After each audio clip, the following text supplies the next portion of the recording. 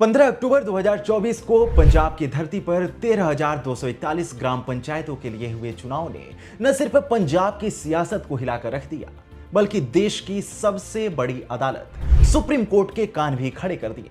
13,000 सीटों के इस महासमर में 3,000 उम्मीदवार बिना किसी टक्कर के ही सरपंच की कुर्सी पर काबिज हो गए।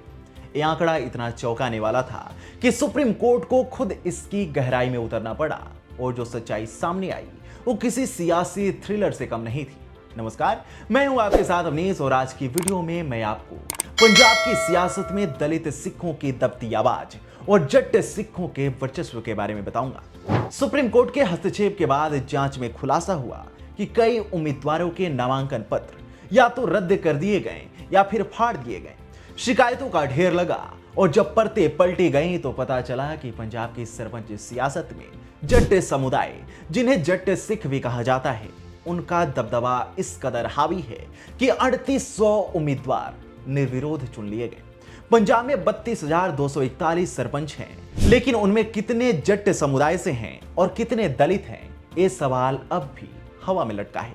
मगर एक बात साफ है कि पंजाब की सियासत में जातिवाद की जड़ें गहरी हैं और जट सिखों का बोलबाला हर तरफ दिखता है। पंजाब की आबादी में जट सिख 18% हैं, लेकिन उनके पास 95% जमीन का मालिकाना हक है। दूसरी ओर 32% दलित सिखों की आबादी के पास महज 3.2% जमीन है। 11% हिंदू आबादी भले ही जट सिखों से आर्थिक रूप से कमजोर है, लेकिन दलितों से बेहतर स्थिति में है।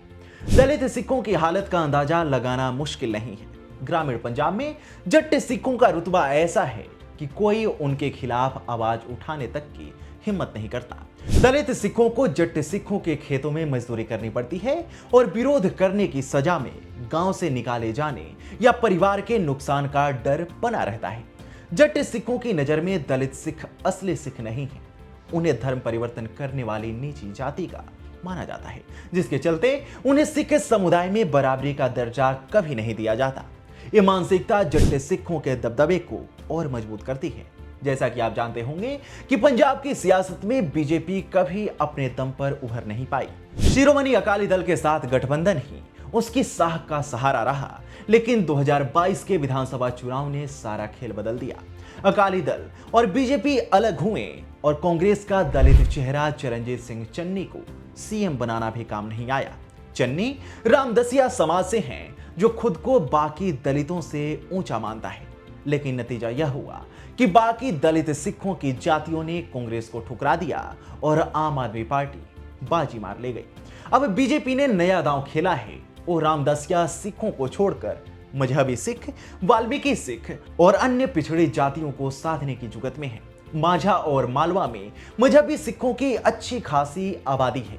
पंजाब की 32% दलित आबादी में 13.5% रामदसिया और 13% मजहबी सिख हैं, और बाकी अन्य पिछड़ी जातियां हैं। पहले कांग्रेस और अकाली दल ने जट सिखों और दलितों के वोटों को एकजुट करके रखा था, लेकिन अब मजहबी सिखों का वोट बट गया है। ऐसे में न तो अकाली दल और न ही कांग्रेस पार्टी सिर्फ जट सिखों के वोटों के भरोसे सत्ता पा सकती है। आपको बता दें कि पंजाब की 117 विधानसभा सीटों में 58 पर दलित वोटर सीधे तौर पर उम्मीदवारों की किस्मत तय करते हैं। 34 सीटें तो दलितों यानी दलित सिखों के लिए आरक्षित हैं। इसलिए बीजेपी की नजर इस वोट बैंक पर टिकी हुई है। किसान संगठन लंबे समय से बीजेपी पर सिखों को जातिवाद के जरिए बांटने का आरोप लगा रहे हैं, लेकिन बीजेपी जानती है कि अगर वो दलित सिखों को अपने पाले में कर ले तो जट सिखों के बिना भी पंजाब में उसका सिक्का चल सकता है। पंजाब की सियासत में जट सिखों का दबदबा भले ही बरकरार हो, लेकिन जब बात वोट की आती है तो दलित सिखों के हाथ में सत्ता की चाबी होती है। ऐसे में पंजाब की राजनीति में भविष्य में चीजें क्या होंगी, इस पर सभी की नजरें टिकी हुई हैं। आपको क्या लगता है, हमें कमेंट सेक्शन में जरूर बताएं। साथ ही वीडियो को लाइक करें और चैनल को सब्सक्राइब करें।